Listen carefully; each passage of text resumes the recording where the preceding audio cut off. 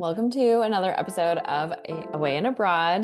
Today I'm joined by a sister of a friend, of a good friend, who is a yoga teacher that brings you many places. So, welcome to the show, Margaret Manning.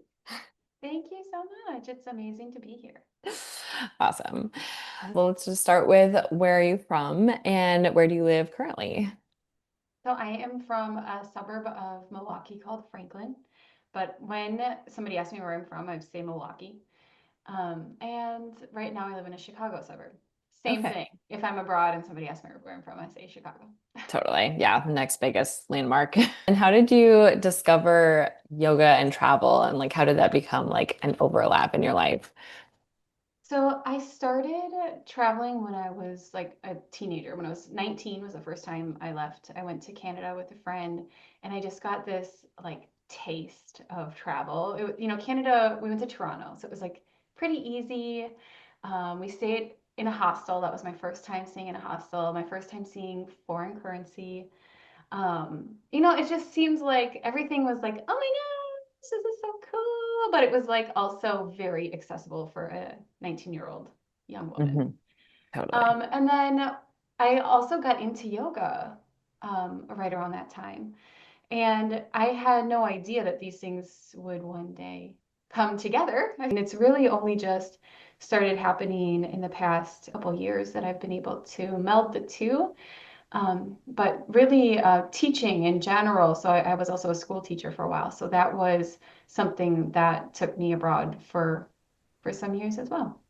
Awesome. I know you mentioned you met your husband abroad. Did you meet him through teaching then? So actually, after college, I went to live in South Korea I was there for 2 years. I only wanted to go for one, but I stayed for two because I really loved it.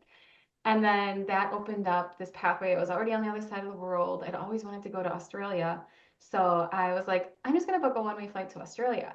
You're And halfway back there. then, heck yeah, why not? Back then they had working holiday visas. So you could go and you could work kind of random jobs and just like backpack around Australia. And I met my husband at one of my jobs. I was a receptionist at a Fitness First, and he was a member. And he's from England, and that we just hit it off at a gym Nice. in Sydney, Australia. Oh, that's awesome. Thanks. I feel like that's something that everyone like dreams about doing. Is yeah, meeting their soulmate abroad. And he was like so handsome because he was also on the same visa and he was doing outdoor construction. And so he had like big tan muscles. It was great. Hmm. Oh, perfect. Yeah. You're like, I'm sold. Yeah. So did you date long distance for a bit, or what was like the timeline of the? Yeah, we did. We had several months in Australia together, and then we actually ended up backpacking around Southeast Asia right after Okay. that because our like Australian visas ran out. I couldn't go to England. He couldn't. Well, I mean, we could have like visited each other, but we couldn't like move there. So we backpacked around Southeast Asia for a while, and then eventually we did both have to go home. Mm-hmm. So we did long distance for about a year and a half, and then I got a job in London.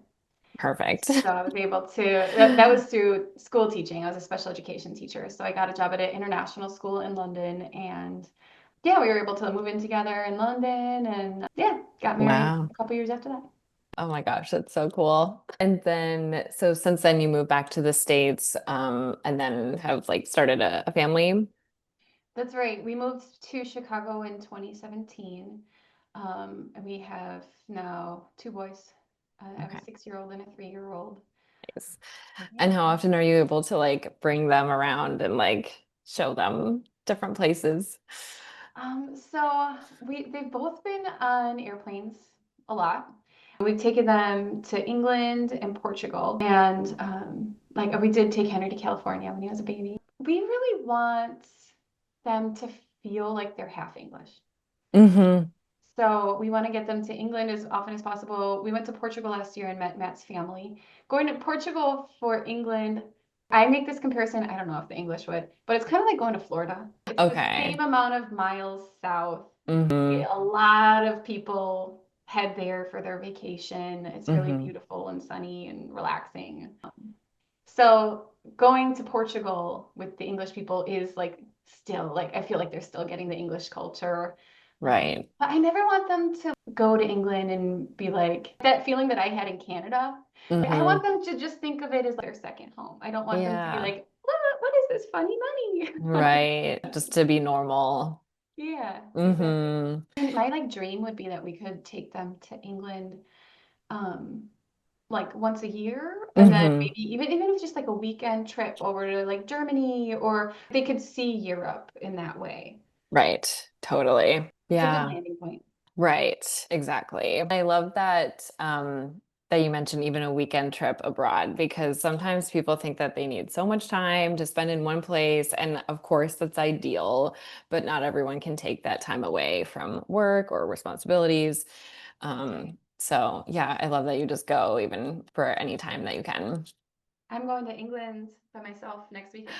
Nice. So it's a true solo travel. One of the girls that I taught with at the school in London is getting married, and I'm just like, Oh, it's like going to be a reunion. And that's like one of the best things about travel is the people that you meet and the friendships that you make. And it's just like once you start traveling, there's just more and more excuses to travel because you have people who are getting married. You got to go to the totally. wedding. You'd have to. You Yeah, must. Everything is a once in a lifetime trip. seriously. Yeah. I'm glad you get it. Totally. Yeah. Well, I'm about to go to South Korea actually next week myself for the first time. I'm visiting a friend who also is teaching English. Okay, Yeah. amazing. I heard your podcast when you said you were going to Japan. I didn't realize you were going to South Korea as well. Same Yeah. thing? Yes. South Korea, then Vietnam, and then Japan. Amazing. Yes, yes. So yeah, I totally get it when you have like friends abroad and but it's funny because my boss just yesterday said, "Yeah, it's a once in a lifetime trip." And I was like, "Yeah, I mean, I hope this is like it's my lifestyle." I I want to say. So, yeah. It's just such a difference when people like are travelers versus not non-travelers. That's very true. How So, long are you going to be on your trip? for 17 days total. Oh, perfect. Okay, good. Yeah. And like the time change alone, you have to Yeah. like make it worth it and worth the adjustment. So, You're going to have so much fun. yes, thank It's going to you. be like, it's just going to blow your mind. Yeah. And I everyone's so friendly. mm, It's so safe. hmm. I remember just like being like, this is, I've just felt so safe all the time. That's good. Granted, I was there in 2000, like 8 or something. I Okay. think I left in 2011, something like that. But Yeah. I've heard it's still amazing.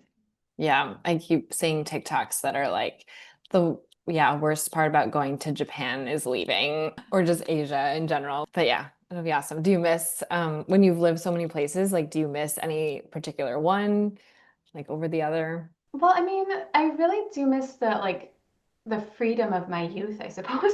Which is But a like, place in a way. I mean, to just be able to be like, oh, I live in South Korea now. Where do I want to go next? I think I'll go to Totally. Australia.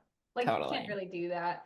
But I do love having this like anchor here in this Chicago suburb. It's nice actually. I do feel like if I would have settled down, like this is like the way to do it. Sure. Especially because I can still get out, still go on these trips. Although they're much shorter. Yeah. Much shorter duration. But Yeah. yeah, I think, they'll get longer and get more fun. And I think the place that I really would want to like take the boys, I mean, like I think Thailand Hmm. for like the beauty. Absolutely. I Hmm. could see it in our future. And then I've spent some time in Cambodia, like Okay. volunteer teaching, and I Wow. tried to like help raise money and send the money to a school there. Mm. And I would love to take them there just so they can really get like a full perspective of like Hmm. what it is to live on this earth and all of the different lifestyles and all of the different ways. And, you know, the Cambodian people are just so beautiful and kind and friendly and nice, and they don't really have a lot. Hmm. And they would literally give you the shirt off their back.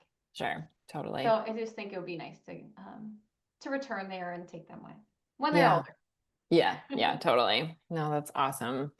Yeah. I realize that that's become a priority for me too, is to differentiate my like the scenery that I'm taking in and like the people and the cultures. Not that I was routinely going to Europe or anything, and there's nothing wrong with Europe, but I feel like whenever people go abroad, it's like that's kind of the spot they pick. Even when I was calling like my phone provider to ask how can I get a eSIM, he's like, yeah, so when you go to Europe, blah blah blah, and I was like, yeah, I'm not going to Europe. There's other places to go. So, but anyway, yeah, that became like kind of a priority to just diversify what I'm taking in because we do have like limited amounts of time too to experience the Yeah. world. So Did you figure out your eSIM? I did. Thank you. What can I ask what you went with? Yeah. So yeah, this is a helpful tip too, because I didn't know anything about this. And the iPhone 14, I don't think has like a spot to like plug in a SIM card. The app is Nomad. Okay. And yeah, so you can buy for like a certain amount of days for coverage. So I need to remember to do that ahead of time, but I could buy all of it now and I think schedule the Yeah. coverage ahead of time. Yeah. Yeah. I did What do that with you, Airalo. Have you heard of them? Airlo? Airalo. No. They were good. It was Okay. really like it worked. I think, it's overpriced, but I think all Okay. but they're convenient. So you're paying for the convenience. And Exactly. if you don't have an actual place to insert the SIM card, you can't because like one tip would be like if you're actually going someplace and you're gonna stay there for a while and take some time to get set up, you could just buy a SIM card from like a local place. Right. But it also does Exactly. take some time to figure that out, especially if you don't speak the language and you gotta like use all the gestures. Yeah.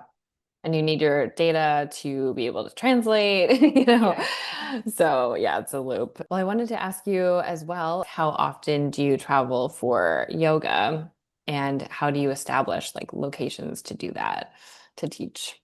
Yeah. So I'm taking a leading retreat hopefully once a year. So I'm started last year. I took a group to Ecuador with my friend Vanessa. She owns her own retreat business. Perfect. So it's SoulFlow Journeys. Okay. Her website is like soulflowjourneys.com. And she takes probably 5 or 6 retreats a year to different places.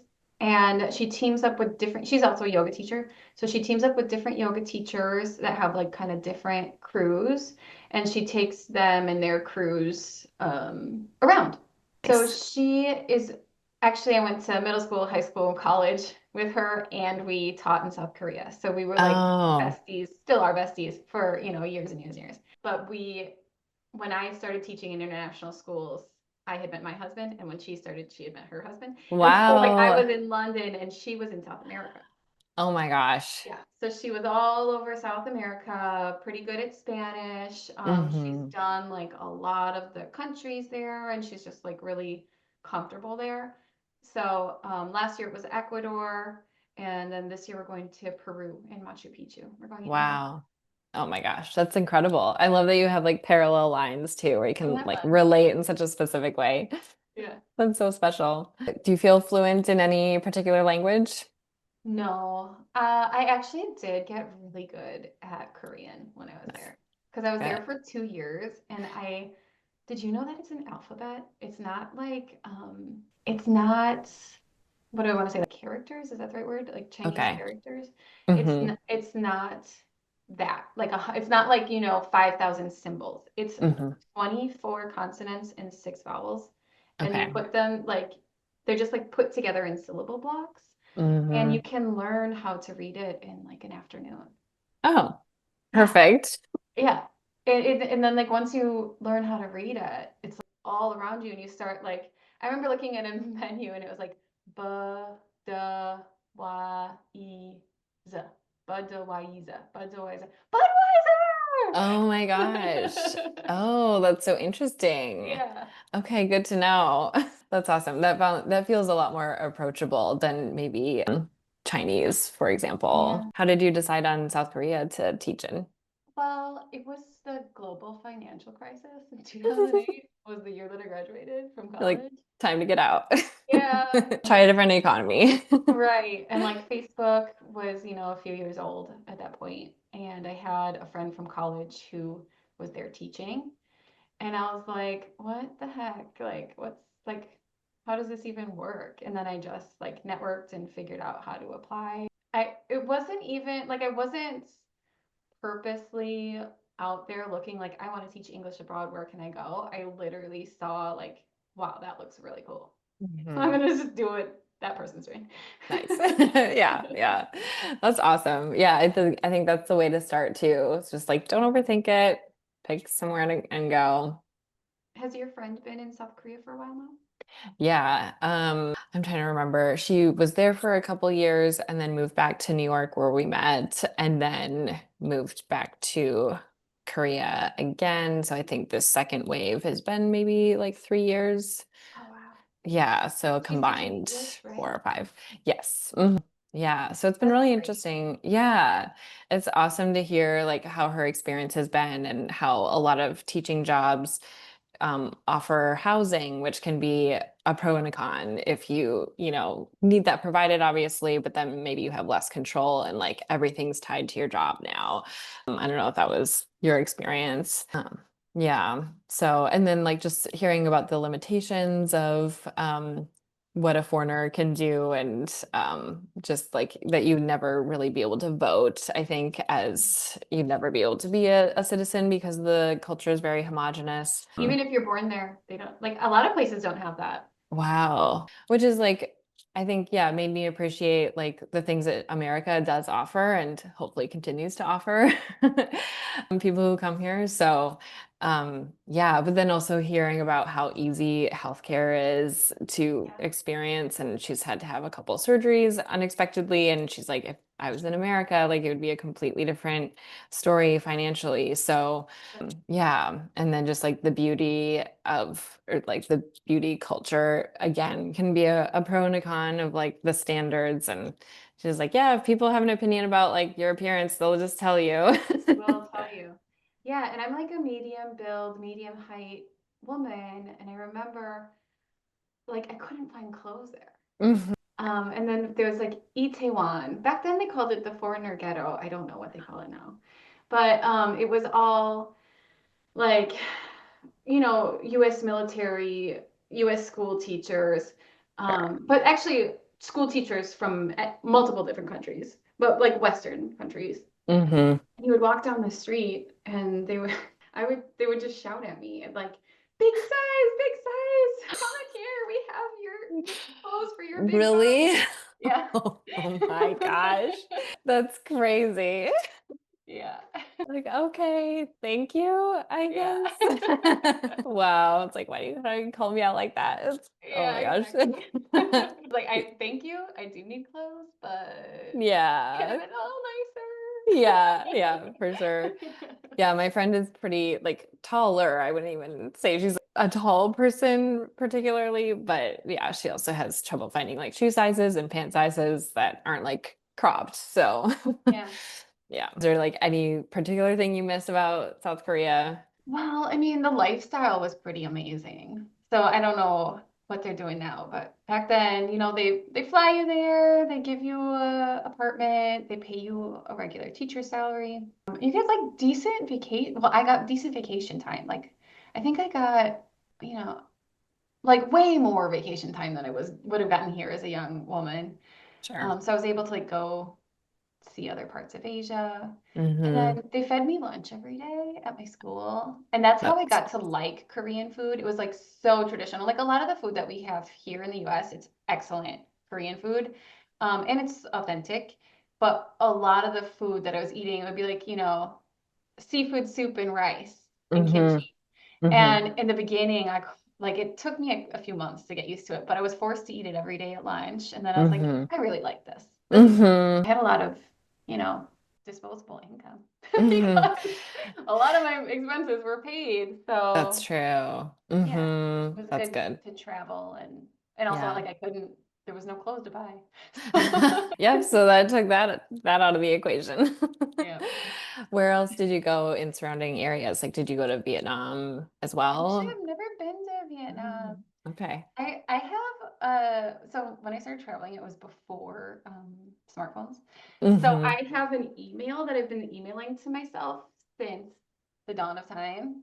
with the countries that I've been to. So I just have this like list. Oh, perfect. And I like searched it up yesterday. And I think Peru will be my 33rd country. Wow. So do you just reply to yourself when you add a new country? Yeah. I love that. That is so fun. Yeah, and one thing I realized is I've been doing a lot of repeats actually, Okay. which is good. Mm-hmm. It's good, but it doesn't make the list grow longer, but you know, it's not really always about that, is it? Exactly. What are some of the repeats? Okay, well, England, Yes, for sure. um, Yeah, second home. Jamaica, Oh, I just haven't. looking at my list here, Belgium. Funny enough, I've been to Bulgaria twice in one summer, which was Wow. never on my list, but I got invited for two separate reasons, and I was like, yep, Mm. doing it. Yep, going. Yep. Germany, Austria, France. Those are all repeats. Nice. Okay, so next you're going to London and then Peru. Peru. Mhm. Okay, cool. Any others booked or still to be Yes. determined? Then so September, it was funny. September was Portland, Maine with my girlfriends. October Nice. is England for the wedding. November is Peru for the retreat. December is back to England for Christmas for my Okay. husband's Oh, family. wow. England at Christmas time. I can just imagine. I'm excited. Yay. So, yes, I guess to wrap up, if you had any one travel advice to give to anybody, I know there's like a lot to pick from, but yeah, is there anything that in particular that you think more people should know about before they book their solo travel? Yeah. So I guess two things that really came to mind right away when thinking about this question. First of all, is trust your gut. That goes a long way. Totally. And also trust your friend's guts. Yes. So if your friend is like got their spidey senses going off, even if you don't have your spidey senses going off, just listen to them. Yeah. Yeah. And then the other thing is to just go do it. Yeah. There's so many excuses not to travel. Hmm. Hmm. And they never stop. So what I'm noticing now as I'm 40 and I have two little kids is in the mom realm, inviting people to come on a trip with me or to come on the retreat with me. The excuse is always, I can't, my kids are blank. And it's always something with their age. And when they're little, I can't, my kids are little. I can't, my kids are in middle school, I have to drive them to other sports. I can't, my kids are in college, I got to pay Yeah. their tuition. If like, you just got to do it. Like Yeah. there's so many excuses not to go. If you want to go, if it's calling you, make it happen. It Hmm. can be done. Yeah, absolutely. And it's like the problems, not that like the kids are the problems, but like any roadblock will always be there when you get back. And Yeah, it's like it doesn't have to be again for that long of a time. that's right. So yeah, life will just continue and it'll be okay. Yeah, exactly. Yeah. Yeah, it gets figured out. Like Hmm. there's a lot of, you know, I have like this whole schedule for like who's gonna drive this kid to this place and what babysitter do we have coming on this day and you know, and I'm the secretary of my family, right? So I gotta tell Exactly. my husband, you gotta go pick up the kid at this time, make sure he knows everything. And Hmm. that's, you know, that's just one of the hurdles, but if you want to travel, you gotta jump the hurdle. Yeah. Well, I so appreciate your time and it's so fun to chat about Korea. We'll have to reconnect when I get back. Yeah, I hope you have the best time. And I also wanted to tell you that I love the name of your podcast. I think it's wonderful. Thank you. Yeah, Thank you so much. I thought it was very, very punny. perfect Yeah. in every way. Awesome. Thanks.